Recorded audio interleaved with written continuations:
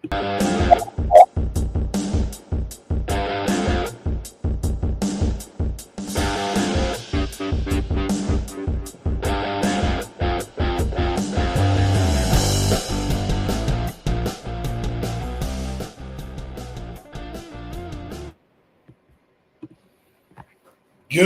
morning, hockey fans. This is Stephen Heisler with HeisHockey.com, the Victorious Hockey Company, and the Junior Hockey Discussion Group on Facebook. You are watching the Junior Hockey Morning Show. Today is Tuesday, August 15th. You can find us on the World Sports Broadcasting Network, WSBN.TV, Facebook, Twitter, YouTube. Hopefully this morning in your office, in your car, hopefully not in the bathroom. Maybe going to the bathroom and watching this show at the same time is your guilty pleasure. I don't want to hear any more about that. Tell me we got in trouble last night. People were yapping about yesterday's show and article. That's okay. That's going to happen. I think you guys broke the internet because the website kept crashing yesterday. I don't know what was going on. Well, we got epic returns, a lot of activity on the site. People were trying to subscribe and they couldn't do it because WordPress said we overdid it. Nice job, folks. Love when hockey fans overdo it. And that's exactly what I'm going to do again today because, it's Tuesday. We overdo things on Tuesday. Yesterday, the other guy wrote an article about the Quebec Major Junior Hockey League being the first league to ban fighting.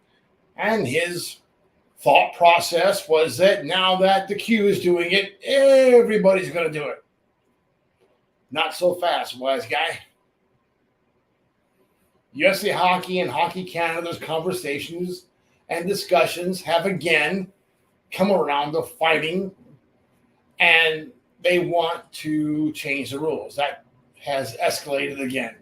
Of course, the Q officially banned fighting last week. The league's new rules state anyone engaged in a fight will be ejected from the game. All right, nothing major there. Any player found to have instigated the fight will get an automatic one-game suspension. One guy instigates it, so be it. But here's the rule part I don't understand. The player declared to be the aggressor during the fight will receive a minimum 2-game suspension. So if you fight somebody that's better than you at fighting and they get the better hand of you, they're going to get 2 games. You're going to get 1. Hell, this is a great idea. This is a fantastic idea. The Q is so smart.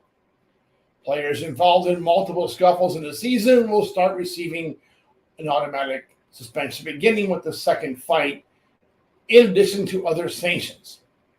Of course, the Western Hockey League has rules against staged fights, and the OHL suspends players who might get caught fighting too often. The Q's take is weak. What more can be expected from Canada's most liberal province? Maybe for an encore, they will outlaw heterosexual males from the province. White heterosexual males from the province. That's inevitable. I've been to Montreal. Not saying nothing official. A lot of rainbow flags in Montreal. We don't see either of those things happening in the Dub or the OHL. Hockey Canada can try to force it, but the Dub and the OHL depend too much on ticket sales for anything that drastic to be seriously considered. Should we force every player in the game to utilize a full face mask? Is that what's next?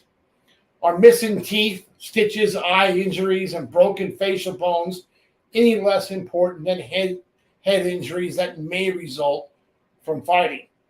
These injuries happen from high sticks, pucks, elbows. Should we dull all skates to reduce the risk of severe cuts? There have been many incidents when a player was severely cut by a skate blade. Let's throw all the skates. Sounds ridiculous, doesn't it? Where will all the demand stop? Let these crazy people influence our game, continue to influence our game. We'll be like figure skate. Go pick on football. Stop tackling. Make all the football players wear flags. Maybe in LA, San Francisco, the flags might be just what they want. Portland. Brain injuries are at the forefront of these discussions, and coming up with reasonable ways to prevent them should be a focus. The NHL has done a great job educating players on exactly what are acceptable hits and what are not. The fundamentals of the game cannot change.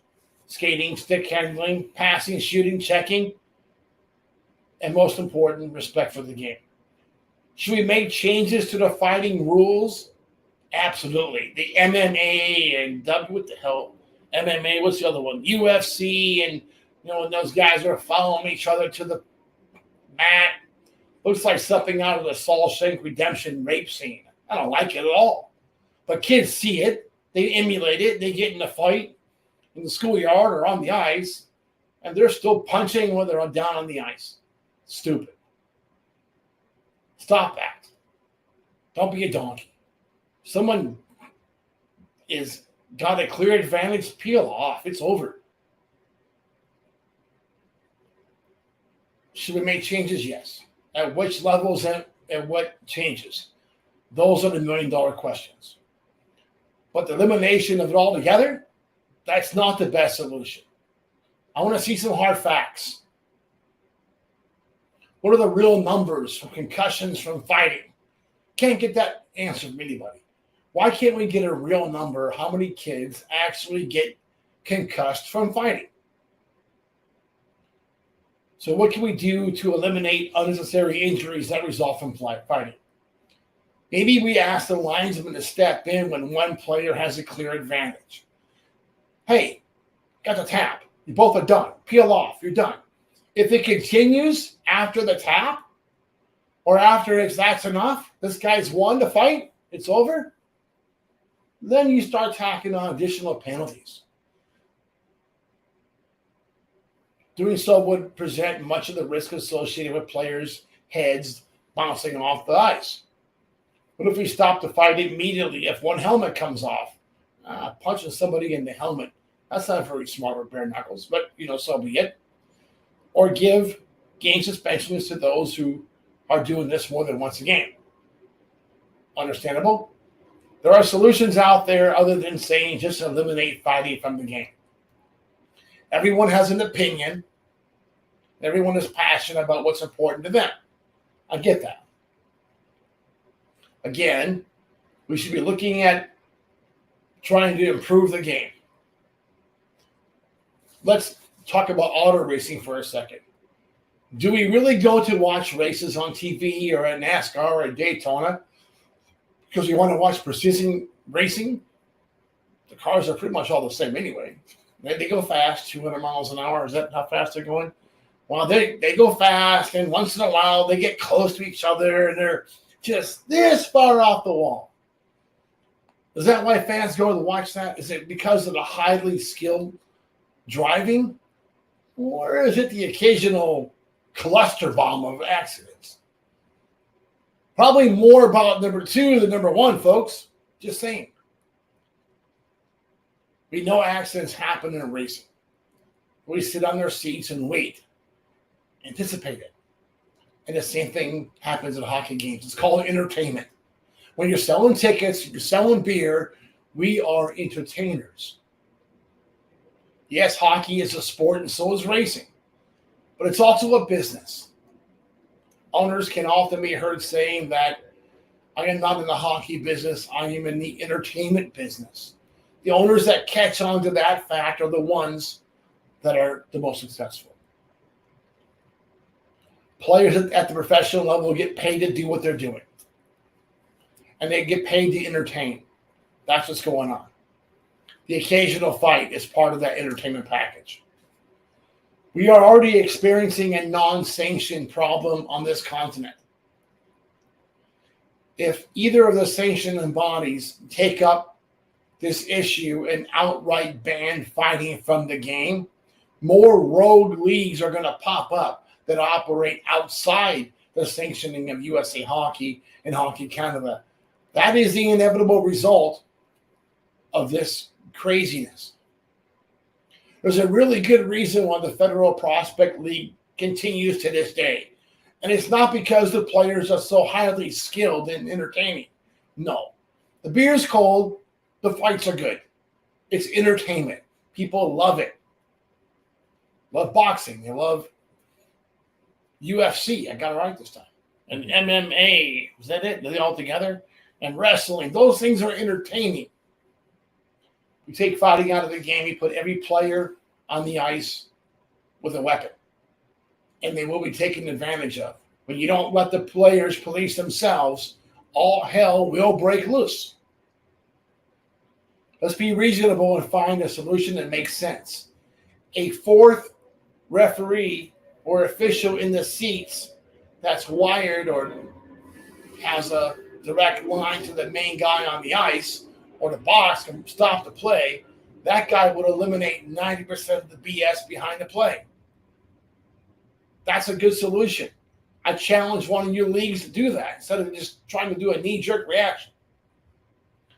That's a sensible solution that makes sense. Much better than trying to eliminate a core element of the game. Tommy, that's it. I'm done. Until tomorrow, we hope that you enjoy your morning coffee.